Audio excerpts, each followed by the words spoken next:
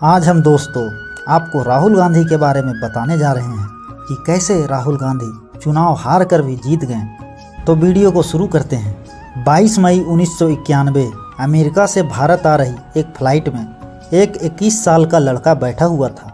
वजह था पिता का अंतिम संस्कार। अपनी दादी को तो एक हत्याकांड में वह पहले ही खो चुका था, लेकिन यह गम तब और भी ताज़ा हो गया जब अपने पापा के शरीर के टुकड़ों को उसने कंधा दिया। जाहिर था कि एक बड़ा पॉलिटिकल करियर उसके सामने था, मगर पॉलिटिक्स का पा भी उसे नहीं आता था। इसी एक्सपीरियंस के साथ वो राजनीति में माँ के सहारे तो खड़ा हुआ, लेकिन अपनी ही गलती और जीरो नॉलेज के चलते उसे एक बड़ा सेटबैक झेलना पड़ा। एक तरफ भर भर के लोगों ने उसे ट्रोल किया तो दूसरी तरफ बैक टू बैक पार्टी के हार ने साफ कर दिया कि जनता उसे नहीं चाहती। एक वक्त तो ऐसा भी आया जब लगा कि यह उसका पॉलिटिकल करियर का अंत है, लेकिन उसने हार नहीं मानी। वह फिर उठ खड़ा हुआ, जनता के बीच गया, उनकी नाराज़गी को सुना और आखिरकार वो लाखों लोगों के दिलों तक जा पहुंचा। यह लड़का था शाही परिवार का लड़का राहुल गांधी। जी हाँ, वही गांधी जिसे पूरे इंडिया ने एक वक्त पर कभी पप्पू कहकर नकारा था, लेकिन फिर ऐसा क्या हुआ कि यह लोगों का विश्वास जीतने में सफल हो पाया। आखिर कैसे यह नेता मोदी के जादू को हटाकर लोगों के दिलों में मोहब्बत की दुकान खोल पाया। क्या है राहुल गांधी की असली कहानी, और क्या अब नई यूथ इसे अपने लीडर की तरह देखने लगे हैं। तो वीडियो को शुरू करते हैं। साल था 1970 और तारीख थी 19 जून, जब नई दिल्ली के सबसे बड़े पॉलिटिकल घराने में राहुल गांधी का जन्म हुआ। वही राहुल जिसे जन्म से ही ऐसा देखा गया जैसे वह प्रधानमंत्री बनने के अधिकार के साथ पैदा हुआ है, लेकिन यह एक्सपेक्टेशन उनकी ज़िंदगी की रियलिटी नहीं बन पाई। बड़ा होते होते उनकी लाइफ में दो इंसिडेंट ऐसे हुए जिन्होंने उनके परिवार को तोड़ कर रख दिया, लेकिन तब ये समझने के लिए शायद वह काफ़ी छोटे थे। इसमें पहली घटना तो खुद उनकी दादी की मौत थी, जिन्हें उनके ही बॉडीगार्ड ने गोली मारकर हत्या कर दी थी और कोई कुछ नहीं कर पाया। यह सब जब हुआ तब राजीव गांधी इंडियन पायलट थे और राहुल की उम्र केवल 14 साल थी। पहले हालांकि वह दिल्ली के मॉडर्न स्कूल से ही पढ़ते थे, लेकिन 1982 में आगे की पढ़ाई करने के लिए उन्हें दूसरे स्कूल भेजा गया था और दादी की हत्या के बाद उन्हें वहां से वापस भी बुला लिया गया। सिक्योरिटी रीजन्स के चलते उन पर और उनकी बहन पर काफ़ी बंदिशें भी थी कि वह घर से ही पढ़ाई करें, और कहीं ना कहीं इसी फैसले ने राहुल गांधी की परवरिश में एक बड़ा रोल निभाया। हालांकि राजीव हमेशा इस बात का ख्याल रखते थे कि राहुल सादगी से जीना सीखे, लेकिन भारत के सबसे बड़े राजनीतिक परिवार में पैदा होने के अपने ही फायदे और नुकसान थे। फायदा यह था कि सभी ऐशो आराम उनके पास था, और नुकसान यह कि भारत की असल रियलिटी गरीबी अमीरी जैसी परेशानियों को वह कभी देख नहीं पाए। आलम तो यह था कि राहुल घर से बाहर ना जा सकते थे और ना ही दूसरे बच्चे उनके घर में अंदर आ सकते थे।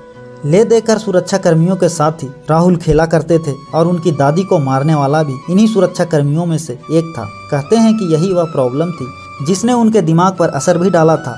खैर, इन सब से गुजर कर जैसे जैसे राहुल गांधी बड़े हुए, उन्हें इस चार दीवारी से बाहर जाने का मौका मिला, और यह मौका उनके पास आया 1989 में, जब दिल्ली की सेंट स्टीफेंस कॉलेज में उन्हें दाखिला मिला। हालांकि यहाँ भी प्रॉब्लम यह थी कि स्टीफेंस कॉलेज में उनके साथ सिक्योरिटी पर्सनल का एक भारी दस्ता रहता था। उन्हें केवल घर से कॉलेज और कॉलेज से घर जाने की अनुमति थी। ऐसे में राहुल ने मन बना लिया था कि इस सुरक्षा घेरे से पीछा छुड़ाने के लिए देश से बाहर जाएंगे, और आगे हुआ भी ऐसा ही। 1990 में राहुल ने अमेरिका के रोलिंस कॉलेज में एडमिशन लिया, और यहाँ सिक्योरिटी रीजन्स के चलते उनकी पहचान गुप्त रखी गई। लोग यहाँ उन्हें रलविंसी नाम से जानते थे। केवल भारत सरकार और फ्लोरिडा पुलिस के बड़े अधिकारियों को ही इस बात की जानकारी थी कि राहुल अमेरिका में हैं। चीज़ें राहुल के लिए अब नॉर्मल जरूर थी, लेकिन उनकी यह नई जिंदगी तब बदल गई जब अगले साल ही उनके पिता राजीव गांधी की एक बम धमाके में हत्या कर दी गई। वो तब देश के प्रधानमंत्री थे, और उनके साथ जब यह हुआ तो कांग्रेस को एक बड़ा झटका लगा। आलम यह रहा कि गांधी परिवार कुछ साल के लिए राजनीति से दूर ही हो गया। सोनिया गांधी तब खुद इस डर से राजनीति में नहीं उतरना चाहती थी कि वह परिवार के बाकी सदस्यों को भी ना खो दे। एक तरफ भारत की राजनीति में जहां अलग ही माहौल था, वहीं 1994 में अमेरिका से बैचलर की डिग्री लेने के बाद राहुल गांधी लंदन आ गए और कैम्ब्रिज में एमफिल के लिए एडमिशन ले लिया। इस दौरान राहुल ने एक मैनेजमेंट कंसल्टेंसी फर्म में भी काम किया, लेकिन आखिरकार उन्हें अपना रुख भारत की तरफ करना ही पड़ा, जहां एक पॉलिटिकल करियर उनका इंतजार कर रहा था। इंडिया आकर 2002 में राहुल ने भारत में बैंक ऑप्स नाम की एक इंजीनियरिंग डिजाइन आउटसोर्सिंग फर्म खोली, लेकिन क्योंकि इनका नाम राहुल गांधी से जुड़ा था, इसीलिए उन पर आरोप लगे पॉलिटिकल इन्फ्लुएंस के चलते इस फर्म को बड़े प्रोजेक्ट आसानी से मिल जाते थे। इन सब ने राहुल को राजनीति की तरफ मुड़ने के लिए मजबूर कर दिया। साल 2004 ये वो साल था जब तय हो गया कि राहुल का करियर अब राजनीति से जुड़ने वाला है। हालांकि उन्हें सक्सेस मिलेगी या नहीं यह भी एक बड़ा सवाल था, लेकिन कांग्रेस के चाहने वालों के लिए वो एक उगते सूरज थे जो पार्टी को बड़ी हाइट्स पर लेकर जाने वाले थे। शायद आपको यकीन ना हो, लेकिन शुरुआत में हुआ भी कुछ ऐसा ही। सबसे पहले उनको उनकी मां की सबसे सेफ सीट अमेठी से ही उठाया गया और वहां से वह जीते भी। लेकिन जीतने के बाद भी उन्होंने मनमोहन सिंह सरकार से कोई मंत्री पद नहीं लिया, बल्कि इसके बदले उन्होंने देश भर में घूमकर भारत में ज़्यादा से ज़्यादा जानकारी इकट्ठा करने की कोशिश की। दलितों के घर रात गुजारने लगे, नरेगा मजदूरों के साथ मिट्टी डालना, मुंबई की लोकल ट्रेन में सफ़र करना और स्कूल कॉलेज के बच्चों से बातचीत करना, यह सब काम उन्होंने किया। अपनी इसी डाउन टू अर्थ नेचर से वे 2007 में कांग्रेस के महासचिव भी बने और उन्हें यूथ कांग्रेस NSUI का प्रभार भी मिला। इस बीच राहुल ने यूथ कांग्रेस में बड़े बदलाव किए और इसके लिए उनकी वाहवाही भी हुई। इसी का रिजल्ट था कि साल 2009 में जब लोकसभा चुनाव हुए तो राहुल गांधी की रैलियों की बदौलत कांग्रेस 206 सीटें जीतने में सफल रही। आप यकीन नहीं करेंगे, लेकिन उस दौर में तब मीडिया राहुल की दीवानी थी। वो राहुल को पलकों पर ही बिठाने को तैयार थी। इस जीत के बाद तो उन्होंने जल्द ही राहुल को युवराज की उपाधि तक दे डाली। इस चुनाव में कांग्रेस ने यूपी में अच्छी खासी वापसी की। 80 में से 22 सीटें उनको मिली। मनमोहन सिंह की अगुवाई में जब लगातार दूसरी बार यूपीए की सरकार बनी तो उम्मीदें लगाई जाने लगी कि राहुल कोई अहम मंत्रालय लेंगे, लेकिन ऐसा कुछ नहीं हुआ। राजनीति में जगह बनाने की बजाय वह मंत्रालय से दूर ही रहें। गांधी परिवार के सदस्य मंत्री बनने के लिए राजनीति में नहीं आता है, यह कहावत बरकरार रही। अब आप सोच रहे होंगे कि राहुल के लिए जब चीज़ें इतनी अच्छी थी तो परेशानी कहाँ से आई। आखिर इस शहजादे के पप्पू बनने की कहानी कहाँ से शुरू हुई। ऐसा क्या हुआ जो यह अर्श से फर्श पर आ गिरे।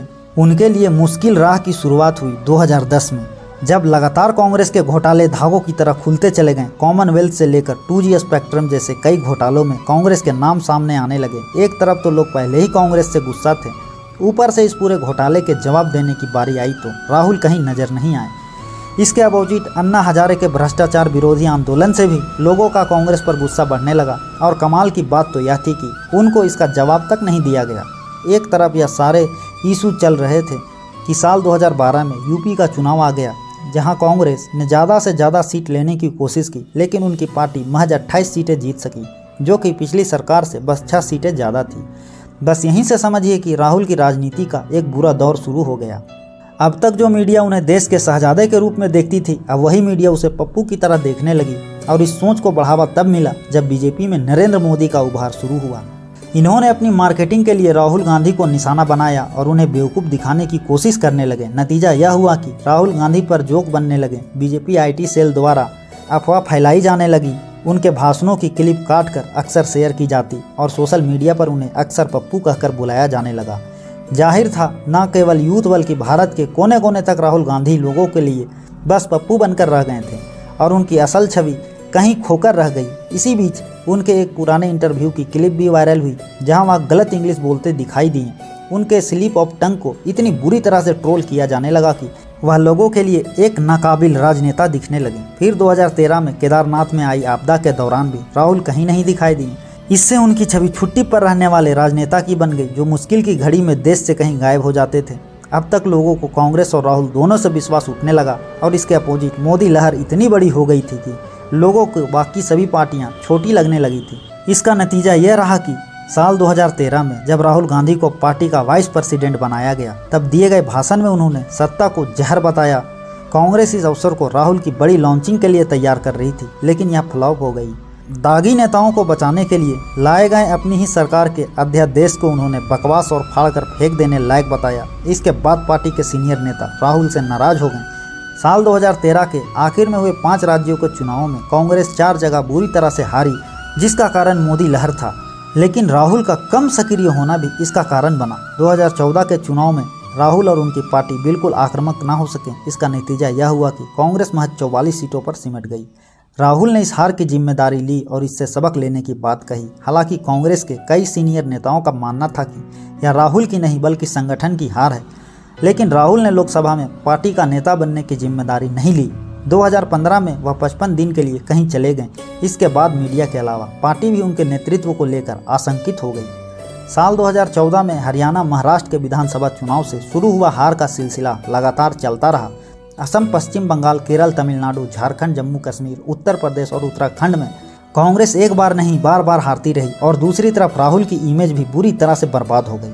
आलू डालने से सोना निकलेगा, ऐसी मशीन लगाऊंगा जिससे आलू डालकर सोना निकाला जाएगा, ऐसा बयान एडिट करके उनकी इमेज पर चिपका दिया गया, जिसमें इस साइड से आलू घुसेगा, उस साइड से सोना निकलेगा, जबकि ये असल में मोदी जी द्वारा दी गई स्टेटमेंट थी। विपक्ष ने इसे इस तरह से बताया कि ऐसे तेजस्वी लोग हैं जो आलू से सोना बनाते हैं, वो काम हम नहीं कर सकते भाई, माफ़ करना। ऐसे में जाहिर था कि राहुल दुनिया की नज़र में केवल एक लूजर बनकर रह गए थे। राष्ट्रीय पार्टी सिर्फ 4 राज्यों में सिमट चुकी थी। कांग्रेसियों को लगने लगा कि राहुल के अंदर नेता की क्षमता नहीं है। साथ ही राहुल की सलाहकार टीम को भी दोष दिया जाने लगा। लेकिन अभी राहुल की राजनीति का एक उदय होना बाकी था। साल 2017 के दिसंबर में गुजरात में विधानसभा चुनाव होने वाली थी। अपनी हार को हार ना मानकर वह उठ खड़े हुए और उन्होंने गुजरात का रुख किया। वहां जाने से पहले राहुल ने अमेरिका की यूनिवर्सिटी में छात्रों से बात की। यहाँ राहुल का एक अलग ही अंदाज देखने को मिला। यहाँ उन्होंने बहुत आत्मविश्वास से सबके सवालों का जवाब दिया और मोदी सरकार पर निशाना भी साधा। इसके बाद राहुल ने मीडिया और सोशल मीडिया में अपना प्रेजेंस बढ़ा दिया और गुजरात में अशोक गहलोत को उन्होंने कांग्रेस का लीडर बनाकर भेजा।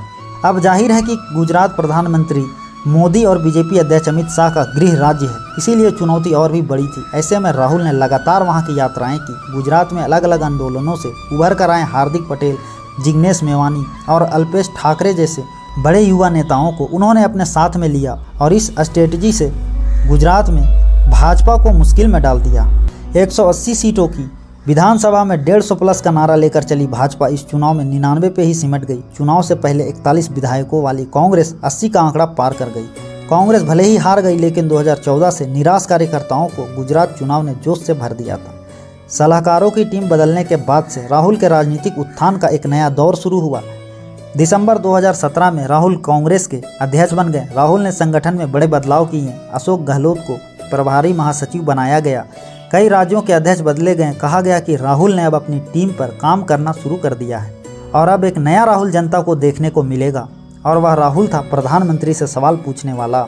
2017 में उन्होंने सीधे प्रधानमंत्री मोदी से सवाल पूछने शुरू कर दिए। सबसे पहले राफा डील में अनिल अंबानी को फायदा पहुंचाने का आरोप उन्होंने मोदी जी पर लगाया। इसके बाद उन्होंने नारा दिया कि चौकीदार ही चोर है। यह नारा कांग्रेस के कार्यकर्ताओं की जुबान पर चढ़ गया। राहुल के कद को मजबूत किया। दिसंबर 2018 में हुए 3 हिंदी पट्टी के राज्यों के चुनावों ने इन 3 राज्यों राजस्थान, मध्य प्रदेश और छत्तीसगढ़ में भाजपा की सरकार थी। कांग्रेस बिना कोई चेहरा घोषित किए राहुल गांधी के नाम पर ही तीनों राज्यों में चुनाव लड़ी। 2014 के बाद कांग्रेस ने किसी विधानसभा चुनाव में अकेले भाजपा को नहीं हराया था। इन 3 राज्यों को बीजेपी का गढ़ और उनका बेल्ट इलाका माना जाता था, लेकिन यहाँ राहुल की कांग्रेस ने बीजेपी को पटकनी दे दी। तीनों राज्यों में कांग्रेस ने बीजेपी को हराकर सत्ता हासिल की। संगठन ने इसका पूरा श्रेय राहुल गांधी के सिर बांधा। 3 राज्यों में जीत के बाद से कांग्रेस के हौसले बुलंद हुए। वो लगातार प्रेस कॉन्फ्रेंस करते रहे। फिर आया साल 2019 का चुनाव, जहां उन्होंने जी जान लगा दी, कई रैलियां की, लेकिन आलम यह रहा कि साल 2019 में कांग्रेस केवल 52 सीटें ही ले पाई। खुद अमेठी की सीट भी कभी कांग्रेस का गढ़ था, वहाँ से राहुल गांधी स्मृति ईरानी से 55,000 वोटों से हार गया। यहाँ से यह साफ हो गया था कि राहुल की क्रेडिबिलिटी अब 0 हो गई है। जनता अब उन्हें पसंद नहीं करती और शायद इस पार्टी का भविष्य अब अंधेरे में है। मगर यहाँ भी हार की जिम्मेदारी राहुल ने ली और कांग्रेस के लिए लोगों के दिलों में उठती नफरत और डिस्टेंस को खत्म करने के लिए उन्होंने एक नई यात्रा शुरू की और वायनाड को अब अपनी कर्म भूमि बनाया। केरल में जहाँ धीरे धीरे कांग्रेस अपना गढ़ बनाती गई, वहीं उन्होंने भारत के दिलों तक पहुँचने के लिए एक नई यात्रा शुरू की। इस यात्रा को नाम दिया गया भारत जोड़ो यात्रा। इसके तहत उन्होंने कन्याकुमारी से अपनी यात्रा शुरू की और कश्मीर तक जा पहुँचे। इस यात्रा में वह भारत के ऐसे ऐसे इलाकों से गुजरे जहां उन्हें देश की गरीबी का एहसास हुआ। वो बेहद ही निचले तबके से जुड़ने में इस यात्रा में सफल हो गए। लोग उन्हें अपने एक स्ट्रॉन्ग लीडर की तरह देखने लगे। लेकिन यहाँ राहुल की मुश्किलें तब बढ़ा दी गई जब एक पुराने मानहानि के दावे में उन्हें 2 साल की सजा सुनाई गई।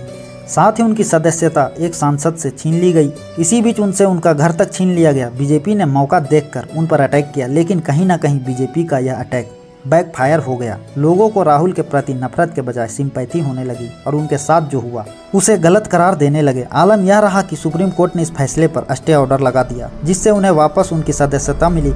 लोगों के दिलों में उनके लिए प्यार आने लगा और इसी का नतीजा हुआ कि 2024 में जब चुनाव में वो खड़े हुए, बीजेपी सरकार के अनकाउंटर रोज करने के बाद भी राहुल पर लोग भरोसा दिखा पाए। हालांकि वह चुनाव तो नहीं जीत सके, लेकिन बीजेपी के खिलाफ इंडिया अलायंस बनाकर वो 2024 में एक स्ट्रॉन्ग अपोजिशन खड़ा कर पाए। कांग्रेस यहाँ केवल 99 सीट जीती, लेकिन एक बात तो साफ हो गई कि उनका प्रदर्शन 2019 से काफी बेहतर रहा। इसका एक बड़ा श्रेय भारत जोड़ो यात्रा और राहुल गांधी की कभी न हार मानने वाली स्पिरिट को जाता है।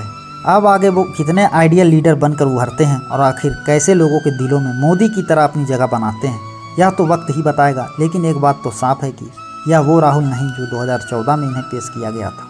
अब न केवल इनका रूप बदला है, बल्कि इनका मुद्दा भी काफ़ी हद तक बदल गया है और आने वाला समय शायद इनके लिए ब्राइट हो सकता है। और इस पर आपका क्या कहना है, हमें कमेंट सेक्शन में ज़रूर बताएं। वीडियो अगर अच्छी लगी हो तो लाइक करें और चैनल को सब्सक्राइब भी ज़रूर कर दें।